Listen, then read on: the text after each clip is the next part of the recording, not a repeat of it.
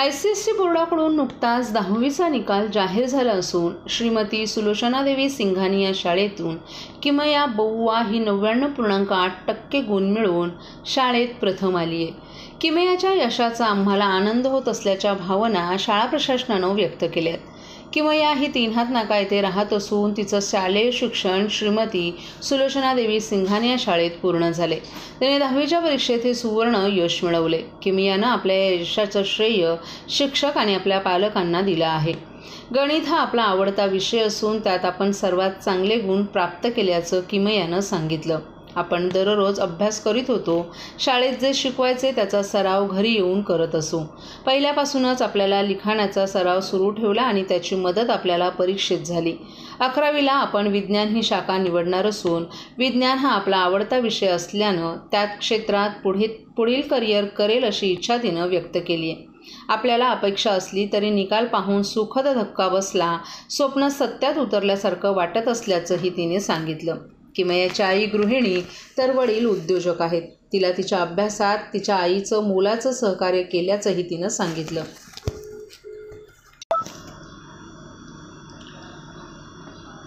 गेल्या 5 वर्षांपासून हवामानात मोठ्या प्रमाणावर बदल होत असल्यानं शेतकऱ्यांना सुलतानी नाही तर आसमानी संकटाचाही सामना करावा लागत आहे। गेल्या 2-3 महिन्यात कोकणात आलेल्या मोठ्या वादळांचा सामना कोकणातील शेतकऱ्यांनी केलाय। मात्र आसमानी संकटाने कोकणात शेतकरी मोडून पडत नाहीत, ते पुन्हा उभे राहतात आणि जोमानं कामाला लागतात। त्यामुळे आपल्याला कोकणच्या शेतकऱ्यांचं कौतुक वाटत असल्याचं प्रतिपादन प्रसिद्ध अभिनेते आणि नाम फाउंडेशनचे संस्थापक मकरंद अनारसपुरे यांनी केलं आहे। संस्कार संस्थेचे अध्यक्ष आणि आंबा महोत्सवाचे संयोजक आमदार संजय केळकर यांच्यासह मकरंद अनारसपुरे यांनी या महोत्सवास भेट दिली, त्यावेळी ते बोलत होते। महाराष्ट्र राज्य कृषी विभाग आणि कृषी पणन मंडळ पुरस्कृत संस्कार प्रतिष्ठान आणि कोकण विकास प्रतिष्ठानच्या वतीनं 1 ते 12 मे दरम्यान ठाण्यातील गावदेवी मैदानात आंबा महोत्सवाचं आयोजन करण्यात आले। शेतमालाला हमीभाव मिळण्याची गरज आहेच, त्यासाठी शेतकऱ्यांनी सेंद्रिय पद्धतीनं पिकवलेलं धान्य, भाजीपाला, फळं थेट ग्राहकांना मिळावीत आणि त्यासाठी दलालाची फळी तोडून ग्राहक आणि शेतकरी यांच्यात हा पूल या महोत्सवाच्या माध्यमातून तयार होईल असा विश्वासही त्यांनी व्यक्त केलाय। शेतकऱ्यांशी या निमित्तानं संवाद होतो, त्यांच्या समस्या जाणून घेता येतात। यासाठी गेली 12 वर्ष आपण या महोत्सवाला भेट देत असल्याचंही अनारसपुरे यांनी सांगितलं। कोकणातील भूमिपुत्रांच्या आंब्यांना शहरात बाजारपेठ मिळावी यासाठी आमदार संजय केळकर हा महोत्सव गेली कित्येक वर्ष भरवत आहेत।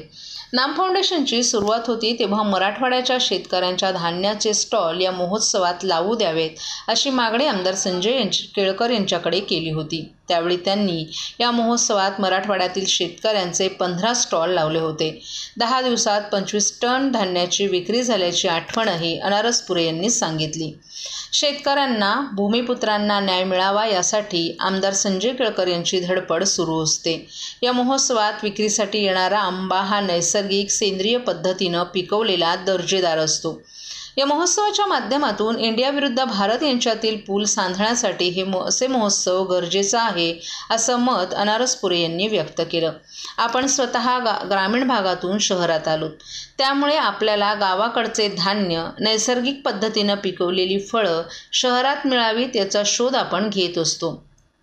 त्यामुळे नैसर्गिक सेंद्रिय पद्धतीनं पिकवलेल्या या शेतमालासाठी एकत्रित असं व्यासपीठ, बाजारपेठ असावी। ती बाजारपेठ आमदार संजय केळकर यांनी ठाणेकरांना उपलब्ध करून दिल्याबद्दल त्यांनी या उपक्रमाची प्रशंसा केली।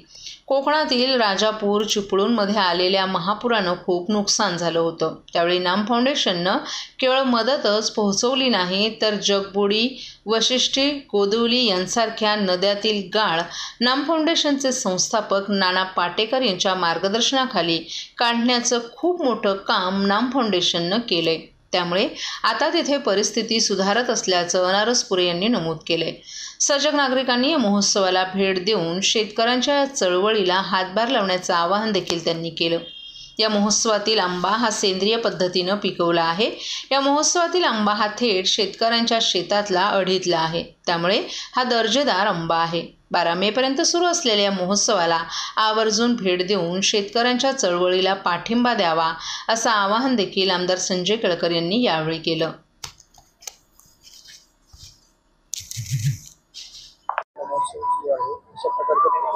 आंबा महोत्सव या ठिकाणी 1 तारखेपासून सुरू झाला, 12 तारखेपर्यंत आहे आणि एवढा उष्मा असून सुद्धा आंबा उत्पादक शेतकरी या ठाण्याच्या आंबा उत्सवाला, कारण ही एक प्रकार चळवळ आहे, त्याच्यामुळे इथला कोकणातला आमचा शेतकरी अतिशय खुश आहे.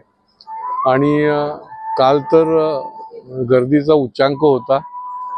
12 तारखेपर्यंत आहे. मी नागरिकांना आवाहन करेन की आपण अवश्य भेट द्या, या चळवळीला ताकद द्या, आमच्या शेतकऱ्यांना पाठबळ द्या आणि आंबा महोत्सवाला या निमित्ताने आपण अवश्य व्हिजिट करा, आंबा पण खरेदी करा आणि आंबा महोत्सवाची शेतकऱ्यांची देखील भेट घ्या.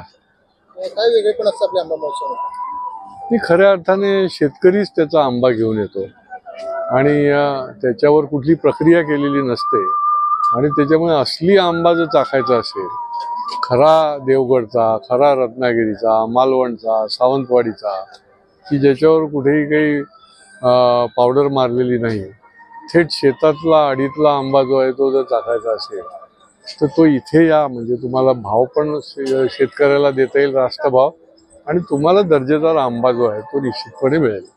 काय आव्हान कराल ठाणेकर नागरिकांना? मी ठाणेकर नागरिकांना आव्हान करेन की अजून हा महोत्सव 12 मे पर्यंत चालू आहे. आपण अवश्य एकदा या ठिकाणी भेट द्या आणि आपल्याला निश्चितपणे कळेल, कारण की आता हे 17वं वर्ष आहे. या चळवळीची विश्वासार्हता एवढी मोठी आहे की ठाण्याच्या बाहेरचे लोकही याला आतुरतेने वाट बघत असतात की किती तारखेला सुरू होतोय, आणि तारीख पण आपली ठरलेली असते. त्याच्यामुळे आपण 12 तारखेपर्यंत असल्यामुळे अवश्य या ठिकाणी या आणि शेतकऱ्याला पाठबळ द्या. सर्व नागरिकांना आवाहन करण्यात येत आहे की सध्या डासांमार्फत पसरणाऱ्या डेंग्यू या आजाराचा प्रसार रोखण्यासाठी प्रत्येकाने पुढील प्रमाणे कार्यवाही करावी. डेंग्यू आजार एडिस इजिप्ती हा डास चावल्याने होतो. या डासांची पैदास साचलेल्या किंवा साचवलेल्या स्वच्छ पाण्यामध्ये होते. 8 दिवसांपेक्षा जास्त दिवस पाणी उघडे व साचून राहिल्यास त्यात डास अंडी घालतात. अंड्यांच्या अळ्या तयार होऊन पुढे डास तयार होतात. यासाठी आपल्या घरातील पाणी साठे, उदाहरणार्थ बॅरल्स, पिंपे, टाक्या, हौद, रांजणे इत्यादी दर आठवड्याला रिकामे करून घासून पुसून कोरडे करून पुन्हा भरावे. 1 दिवस कोरडा दिवस म्हणून पाळावा. पाणी साठ्यांना घट्ट झाकणे बसवावीत किंवा जुनी साडी, चादर, धोतर यांनी बांधून झाकून ठेवावीत, म्हणजे डास त्यात जाऊन अंडी घालणार नाहीत. घराच्या गच्चीवर, आजूबाजूला, अंगणात कोठेही पाणी साचू देऊ नये. भंगार सामान उघड्यावर टाकू नये, उदाहरणार्थ टायर्स, प्लास्टिक सामान, कुंड्या, टाकाऊ वस्तू इत्यादी. अशा सामानात पावसाचे पाणी साठून त्यात डेंग्यूच्या डासांची पैदास होते. घरातील कूलर्स, फ्रीजच्या पाठीमागील ट्रे हे देखील वेळोवेळी कोरडे करावेत. लक्षात ठेवा, नुसत्या फवारणीने डास घनता कमी होत नाही, तर त्यासाठी डास पैदास ठिकाणे नष्ट करणे ही आपल्या सर्वांची जबाबदारी आहे. कोणताही ताप अंगावर न काढता जवळच्या शासकीय रुग्णालयात मोफत औषधोपचार घ्या. अशा प्रकारे नागरिकांनी सहकार्य केल्यास डेंग्यूचा प्रसार रोखणे सहज शक्य आहे.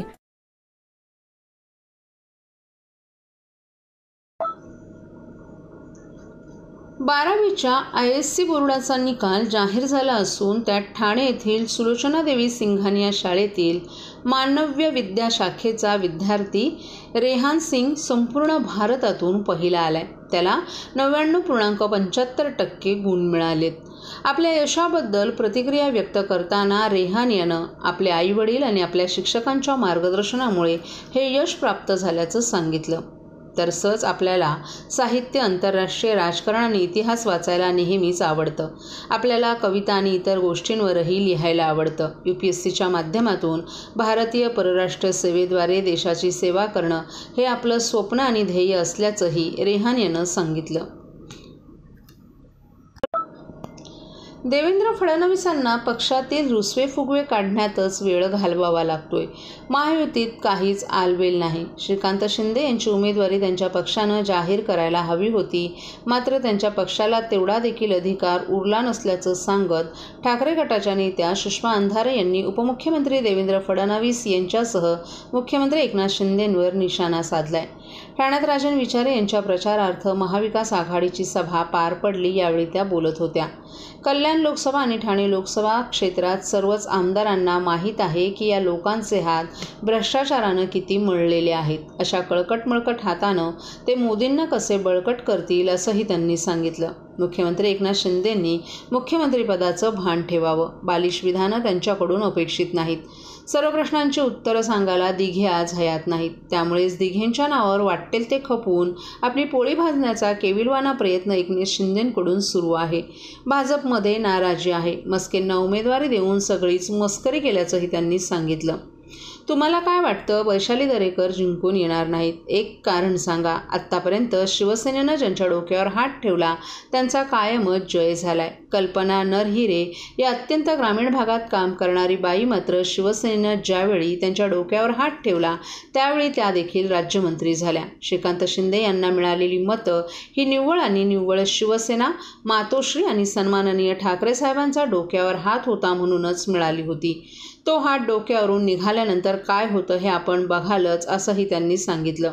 ठाण्यात आपण स्वतः फिरलो आहोत. 10 दिवसात तब्बल 69 सभा, कॉर्नर मीटिंग 69 त्यांच्या पूर्ण झाल्यात, तर 9 सभा येऊ घातल्यात. ती एवढी प्रचार यंत्रणा आणि रोज डे टू डेचा मतदारांचा जो कनेक्ट आहे तो सगळा बघता काय कुणाला मस्करी करायची ती करा. 4 जूनपर्यंत यासाठी वाव आहे. एक मध्यमवर्गीय महिला जर ताकदीनं लढत असेल तर आपण तिला प्रोत्साहित करायला हवं असंही अंधारे यांनी सांगितलं.